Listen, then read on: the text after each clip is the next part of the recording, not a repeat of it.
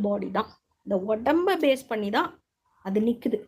ஆழ்ந்த தூக்கத்துல பாருங்க, மனம்னு ஒண்ணு கிடையாது. உடம்பு இருக்குன்ற ஒரு நெனப்பும் அங்க கிடையாது.